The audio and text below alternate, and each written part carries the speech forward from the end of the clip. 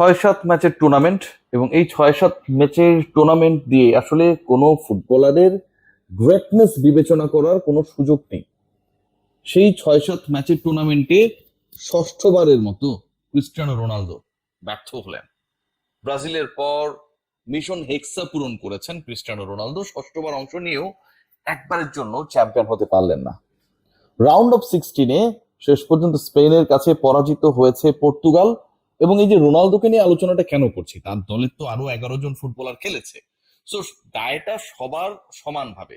রোনালদোকে নিয়ে আলোচনা করার কারণটা হচ্ছে, যখনই রোনালদো নামটা আসে তখন ওই নাম আর তুলনাটা আসে লিওনেল মেসির সাথে। সো লিওনেল মেসির সাথে যদি আপনি রোনালদোকে তুলনা করেন, বিশ্বকাপে লিওনেল মেসির পারফরমেন্সের সাথেও ক্রিস্টিয়ানো রোনালদোকে তুলনা করতে হবে। সেই ক্রিস্টিয়ানো রোনালদো, তার দল অবশেষে রাউন্ড অফ 16 থেকে বিদায় নিল, যখন লিওনেল মেসি তার দলকে একা টেনে তুলছেন, গোল করছেন। এখন পর্যন্ত leading goal scorer Cristiano Ronaldo সেখানে করেছেন 3 গোল, যার 2টা উজবেকদের এগেনস্টে, এবং সেই 2 গোল করার পর ওই উজবেকিস্তান কিন্তু এবারের বিশ্বকাপের নবাগত, তাদের বিপক্ষে ওই 2 গোল করার পর তিনি হুঙ্কার দিলেন, I am back, I am back, I am back. দেখুন, নেইমারের জন্য আমার খারাপ লাগা হয়েছে। আমি আর্জেন্টিনা দলকে সাপোর্ট করি, ব্রাজিল ফুটবলের খেলা ভালো লাগে। নেইমারের অনেক ধরনের ইস্যু রয়েছে, যেমন আমাদের প্রিয় বুলবুল ভাইয়ের মতো তিনি অভিনয়টা ভালো পারেন, অনেক সময় মাঠে পড়ে যান, ডিগবাজি খান, কাটমাট খেয়ে গড়াগড়ি দেন, যেটা বুলবুল ভাই অনেক ক্ষেত্রে আমাদের ক্রিকেটের এই কাজটা করতেন খুব সুন্দরভাবে। তারপর নেইমারকে ভালো লাগে। নেইমার গার্লফ্রেন্ড চেঞ্জ করেন বলিউডের আমির খানের মতো করে, আজকে একটা কালকে আরেকটা, আবার সকল গার্লফ্রেন্ড মিলে হচ্ছে নেইমারের সন্তানের জন্মদিন পালন করে, এরকম ঘটনাও মোটামুটি ঘটে বিভিন্ন সময়, সেটাও ভালো লাগে। নেইমারের কান্না মাঠে হেরে যাবার পর সেই জায়গাটায় কষ্ট লাগে, কারণ তার মধ্যে না একটা ন্যাচারাল ব্যাপার রয়েছে। আর রোনালদোর মধ্যে পুরো ব্যাপারটাই ছিল অনেকটা কিছুটা তার ফ্যান নির্ভর, আর কিছুটা নিজেই নিজেকে শ্রেষ্ঠ দাবি করে বিশ্বকে জানান দেওয়ার যে প্রবণতা, that I am the great, I am back. সেই রোনালদোর পরাজয়ে, রোনালদোর বিদায়ে, এবারের বিশ্বকাপে পর্তুগালের বিদায় আসলে বিন্দু মাত্র সত্যিকার ফুটবল যারা আসলে ফলো করেন, এবং রোনালদোর এবারের বিশ্বকাপে এবং আগের 5টা আসরের বিশ্বকাপে তার পারফরমেন্স যারা ফলো করেছেন, যদিও এই 5-6 ম্যাচের বিশ্বকাপকে তিনি গুরুত্ব দিতে চান না, কিন্তু এই 5-6 ম্যাচের গুরুত্ব বা 5-6 ম্যাচের বিশ্বকাপকে যদি আপনি মাল্টিপ্লাই বাই 6 করেন, যেহেতু 6টা আসর তিনি খেলে ফেলেছেন, তাহলে 36টা ম্যাচের বিশ্বকাপ তার জন্য মোটামুটি, তাই না? তাই তো হওয়ার কথা। সেখানটায় ক্রিস্টিয়ানো রোনালদো জীবনের প্রথমবারের নকআউট পর্বের গোলটা পেয়েছেন লাস্ট ম্যাচে, সেটাও পেনাল্টি থেকে। সেই রোনালদো মহা গুরুত্বপূর্ণ ম্যাচে ব্যর্থ, আলো ছড়াতে, গোল করতে, পাস দিতে, ক্রিয়েটিভিটিতে, সব জায়গায় Cristiano Ronaldo he was missing. এখন বলতে পারেন যে কে আসলে খুব বেশি এই ম্যাচে প্রভাব বিস্তার করেছে? যিনি গোল দিলেন তার কথা তো আমরা বলতেই পারি, তার আলোচনা আমি একটু পরে আসছি। আপনারা দেখেছেন লামিন ইয়ামাল যেভাবে তিনি খেলেছেন, যেভাবে নাচিয়েছেন, হয়তো গোল পান নেই, গোল করাতে পারেন নাই, but the way he deliver his best for his team চোখে পড়েছে। এই যে চোখে পড়ার ব্যাপারটা, লাস্ট ম্যাচে নরওয়ের যদি আমরা হাল্যান্ডের কথা বলি, একলা ম্যাচ ঘুরিয়ে দিয়েছিলেন। কিপার নেদারল্যান্ডের কথা বলি, একলা ম্যাচ ঘুরিয়ে দিয়েছিলেন। নেইমারের কথা যদি বলি, 68 মিনিটে নামার পরে ম্যাচের গতি বদলে যায়, এবং নেইমার চেষ্টা করেছেন, অনেক কিছু অনেক প্রশ্ন থাকতে পারে, but Neymar tried in the last match for Brazil. রোনালদোর মধ্যে সেই ক্ষুধাটা, মানে জাস্ট একটা গোল বানিয়ে দেবে, বল বানিয়ে দেবে, তিনি জায়গা মতো থাকবেন, গোলকিপার মিস করবেন, এই শর্তে তিনি গোল দেবেন। এই যে একটা ব্যাপার স্যাপার পুরো টুর্নামেন্ট জুড়ে এবং বিশ্বকাপের প্রত্যেকটা আসরেই আলটিমেটলি ক্রিস্টিয়ানো রোনালদো মানে এটাই আসলে পর্তুগালকে ডুবিয়েছে। একজন নির্ভর একটা দল, তাকে খেলাতেই হবে, বাদ দেওয়া যাবে না। এবং যেখানে রবার্টো মার্টিনেজের মতো কোচ থাকেন, এর আগে 18তে বেলজিয়ামের স্বর্ণালী প্রজন্মকে নিয়ে তিনি গিয়েছিলেন, সেই বিশ্বকাপে শেষ পর্যন্ত তারা পারে নাই। এবার পর্তুগালের দারুণ সম্ভাবনা ছিল নেশনস লিগ জয়ী, শেষ পর্যন্ত তারাও সেখানটায় পারলো না।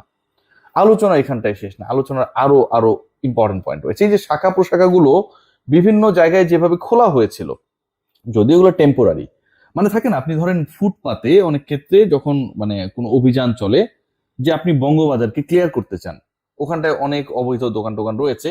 এখন ঢাকা দক্ষিণ সিটি কর্পোরেশন তারা বঙ্গবাজারকে পরিষ্কার করার জন্য উদ্যোগ নিল, বুলডোজার দিয়ে আশপাশে রাস্তায়, ট্রেনের উপরে যেসব দোকান চাপড়ি টাপড়ি উঠেছিল সবগুলোকে সরিয়ে দিল, ক্লিন হয়ে গেল। এই বঙ্গবাজার 7 দিন ক্লিন থাকলো, 8ম দিনে ওখানটায় দেখবেন যে অনেক ধরনের ছোটখাটো আবার দোকান বসা শুরু করেছে। ইনিয়ে বিনিয়ে কেউ কেউ আবার দখল করা শুরু করেছে এবং একটা সময় গিয়ে 1 মাসের মধ্যে আগের রূপে ফিরে আসে বঙ্গবাজার। ঠিক এরকম ব্রাজিল এবং তার শাখা প্রশাখারা এরকম ভাবে গড়ে উঠেছিল। বিশ্বকাপ যখন শুরু হয়েছিল অস্থায়ী ভিত্তিতে, ঠিক বঙ্গবাজারের অবৈধ দোকান উচ্ছেদের পর অস্থায়ী ভিত্তিতে কিছু দোকান গড়ে উঠে যেমন, ঠিক ওভাবে তো পর্তুগাল এবং রোনালদো ছিল সেরকম একটা। রোনালদো এবং পর্তুগালের বিদায়টা চিন্তা করে দেখতে পারেন যে ব্রাজিলের বিদায়ের পরে, মানে হচ্ছে বসের বিদায়ের পরে, বসের চাকরি তো আসলে টিকতে পারলো না। ব্রাজিলিয়ানরা নেইমারকে যতটা পছন্দ করে, আমি বারবার বলি যে রোনালদোকে তার থেকে কয়েক হাজার গুণ বেশি পছন্দ করে। কারণটা কি? কারণটা একটাই, কারণ নেইমার হচ্ছে লিওনেল মেসির best of the best friends. Neymar এবং মেসির বন্ধুত্ব, এবং নেইমার মেসির বন্ধুত্ব মানে মেসির সাথে যদি বন্ধুত্ব হয় কারো, সে তাদের যত বড় সুপারস্টার হোক না কেন, ওই হীনমন্যতা থেকে তারা বের হতে পারেন না। তারা মনে করেন তাহলে ক্রিস্টিয়ানো রোনালদো নেইমারের থেকে কাছের বড় ফুটবলার তাদের কাছে। এবং সেই ক্রিস্টিয়ানো এবং তার শাখা উপশাখা পর্তুগাল শেষ পর্যন্ত বিদায় নেওয়ার কারণে আমার কাছে মনে হয় যে গতকাল ভোর থেকে যে কান্নাটা শুরু হয়েছিল এটা আরো লঙ্গার হলো। পর্তুগাল রোনালদোর এই বিদায় এবং এই ম্যাচকে কেন্দ্র করে যে হাইপটা ছিল ম্যাচের মধ্যে, আসলে সেটা একদম লক্ষ্য করা যায়নি। একদমই সাদামাটা একটা ম্যাচ হয়েছে। এখানটায় সুযোগ অনেকেই পেয়েছিলেন এবং সেই সুযোগগুলো কাজে লাগাতেও ব্যর্থ হয়েছে। তবে সেই ব্যর্থতার কারণও রয়েছে। আমি কেন বলছি এটা, আপনি যদি খেয়াল করে দেখেন যে 2010 সালে 30 জুন ক্রিস্টিয়ানো রোনালদো তার ভেরিফাইড যে ফেসবুক পেজ রয়েছে সেখান থেকে একটা স্ট্যাটাস দিয়েছিলেন। সেখানটায় ছিল স্পেন 1 পর্তুগাল 0। এবং আজকে ওখানটায় গিয়ে নাড়া দেওয়া শুরু করেছে, অনেকেই কমেন্ট করছে, হাহা দিচ্ছে, লাইক দিচ্ছে নানাভাবে। কারণ 2010-এর 30 জুনে তিনি যে পোস্টটা দিয়েছিলেন ক্রিস্টিয়ানো রোনালদো তার ফেসবুক পেজ থেকে, স্পেন 1 পর্তুগাল 0, সেইটা যেন আবার নতুন করে বাস্তবায়িত হয়ে গেল আজকের এই দিনে। অক্টোপাস পলের কথা আপনাদের মনে রয়েছে, ঘানাসি তান্ত্রিকের কথা মনে রয়েছে। ক্রিস্টিয়ানো রোনালদো ওই পল তো এসছে আর অনেক পরে, 2014-18 বিশ্বকাপের দিকে, রাইট? আর ঘানা তান্ত্রিক 2026-এ। বাট ক্রিস্টিয়ানো রোনালদো তিনি গণনা করে দেখেছিলেন যে তার দল স্পেনের কাছে পরাজিত হবে এখন থেকে 16 বছর আগে, 2010-এর 30 জুনে। এরকম ঘটনা যিনি ঘটাতে পারেন, সেই তিনি কেন নিজের ভাগ্য বদলাতে পারেন না? তিনি কেন পেনাল্টি ছাড়া গোল করতে পারেন না নকআউট পর্বে? তিনি কেন তার দলকে জেতাতে পারেন না? তিনি কেন মেসির সাথে যখন ওই আলোচনাগুলো হয়, সেই ডিবেটের মধ্যে যখন ঢুকে পড়েন, ঠিক তখন প্রমাণ করতে পারেন না যে ঠিক আছে তুমি একটা জিতেছো, আমি 2টা ওয়ার্ল্ড কাপ জিতে দেখলাম।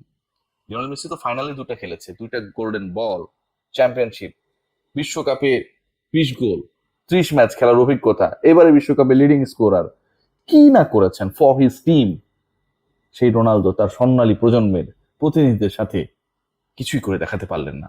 কিছু তো করে দেখাতে পারলেন না, তার দলের সতীর্থরা যে তার জন্য, ক্রিস্টিয়ানো রোনালদোর জন্য, যিনি নিজেকে গ্রেটেস্ট এভার ফুটবলার দাবি করেন, স্বঘোষিত সেই রোনালদোর জন্য কখনোই জীবন বাজি রেখে like the Argentine footballers try করলো না। বরং কোনো কোনো ফুটবলারে কোনো কোনো সতীর্থের গার্লফ্রেন্ড বলে রোনালদো একটা স্বার্থপর। আসলে কি তাই? কমেন্ট বক্সে জানিয়ে দেন। সবাই ভালো থাকবেন।